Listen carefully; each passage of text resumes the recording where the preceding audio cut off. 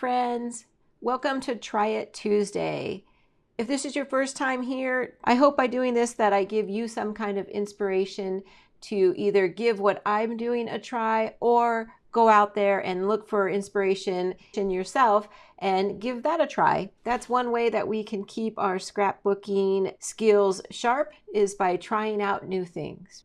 So today we're going to make a layout, and we're going to use the Vivid Melodies collection, and we're going, more specifically, we're going to use the Butterscotch designer paper pack. And here's the layout that we're going to recreate. And I found this on the Creative Memories blog, so you too can go there and find this if you want. They do have step-by-step instructions. Whenever they post it on the blog, they generally put detailed instructions there as well. So I saw this one pop up a few weeks ago and I loved it, and I'm also in love with this Vivid Melodies Butterscotch paper, so I was like, yep, I'm doing that one. So it is going to be a one-page layout, and it's actually going to be a base page. I don't have photos for it yet. Let's go ahead and get started. The papers that we're going to use.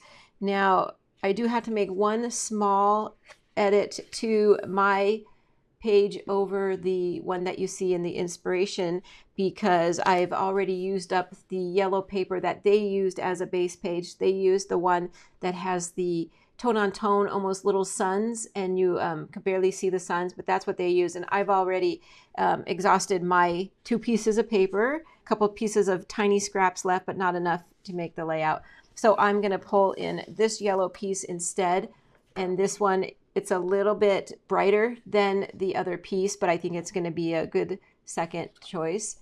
And it looks like this. We also will be using my last piece of this beautiful floral, mini florals. The backside has the orange with yellow splatters. Very beautiful. And then we'll be bringing in a piece of this ombre paper. I'm going to use the darker orange side, and it looks like it has little arches on it. So if you want to see the other page that I created, I did that over on my Facebook page a couple weeks ago, my workshop Wednesday that I do over there. I always have my Facebook information linked down below in the description, so feel free to hop over there and take a look at what I did with the same collection on a different layout. Okay, but let's go ahead and get started. The first thing that we want to do is we want to use our border making system, and I'm going to use the Sunshine Arches cartridge. I've already put that in. So I need to cut out 2 border strips. Now this Sunshine Arches is an edge punch, so when I'm done it will still be attached to the edge of my paper until I cut it. So let me go ahead and get these cut out, and I'll be right back.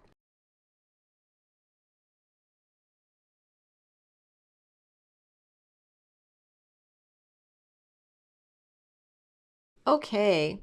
So you saw me cut the first one, but I wanted to come back live here and talk about where I was cutting it. So because it is an edge punch, it stays attached to the edge of the paper until we trim it. I just need a very small border this time. So because I'm going to tuck it underneath the other paper on this layout. So I'm going to cut this one at 1 inch. So I take the top arches and I'm just lining it up on the 1 inch mark and then cutting. There we go. And this paper could be put aside for future use. And we're done with our border making system as well, so we'll slide that out of the way. Not quite done with the trimmer, so let me bring that back in. So our next thing we need to do is we need to cut our floral paper at 9.5 inches. And so I'll save this piece for another layout as well. And I think we can put this aside for now. And I'll bring in my base page, which is again this beautiful yellow piece, and our 9.5 by 12 inch block will sit right on top of that. And then we're going to take these beautiful arches that we punched out, and I just really love this punch. I have used it several times already, and I am just really loving it. It really gives a delicate feel to the layout. Okay, we're going to put one at the top and one at the bottom. So in our inspiration piece, what comes next is the cutting of the photo mats, they used their other sheet of this Petite Florals, and they used the orange that was on the back side. But like I already explained, I don't have my second piece because I've already used it. But I'm loving the deep dark color of this piece of paper that I used for the Sunshine Arch. So I'm going to cut this into my photo mats instead. So they used, in their example, they did a 3.5 by 5 inch photo mat, but I think I want to try and keep mine a little bit bigger. Maybe I can keep my photos a little bit bigger. So I'm going to cut mine at 6 by 4. That way I just have to trim off a little bit on my photos to get it to fit nicely. I get these cut. That is my 6-inch cut, and then I'll just do 3 of them. And on this Creative Memories trimmer, it's so easy to line it up because there's a 4 by 6 inch line here, so I could just plop it right there and I'll know that it's all lined up. Okay, so I have my photo mats. I want to do, they have one going this direction, and this is where it might be hard to get them all. If I change the orientation, I can easily get them on here. But because I am trying to do a Try It Tuesday and give it a try, just like it was shown in the inspiration piece, then I just decided I am going to cut these down. So let me bring back in my trimmer, and I'm just going to stack them all up nice and neat, and go ahead and, right, we got to try it the way it says. So probably could have saved a little bit of paper there, but that's okay. I'll keep the scraps and see if I could incorporate them on another layout. Okay, let's try this. You see it's going to fit much nicer the way they have it oriented. When you're following inspiration, you really should be making it toward the photos that you have and the layout that's going to work best for you. Because now I'm going to have to make my photos, let me line that one up like that, and then this one will kind of be in the middle of both. My photos will have to be about a 3 by 4 3/4 to fit. So I'm going to need just the right photos that I can trim down for that, for this layout, but I don't think that's going to be a problem. So yep, I love this orange paper. It's just really bringing out the darker orange tones of this paper, and I think it's perfect as we're going into fall, right? This could even be used as a fall layout. Okay, so there we go. That's our page layout design. Now we are going to embellish. I've already pulled out the pieces that I'll need from the collection for this layout. This collection included some laser cut embellishments, and this was one of them. It's super beautiful, and it says, "You are my sunshine." And then we are going to use this big sun, which I'm super excited for. So I just need to adjust this up a little bit higher, this up. Now this one will overlap our photo and hang off the edge as well, so I'll need to trim that. This again is a laser cut embellishment, so super beautiful.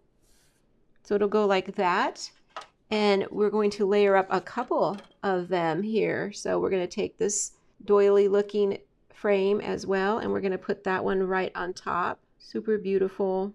And then on top of that is where our journaling spot will go. So we'll take this die cut that came with the collection as well and place that right on top of there.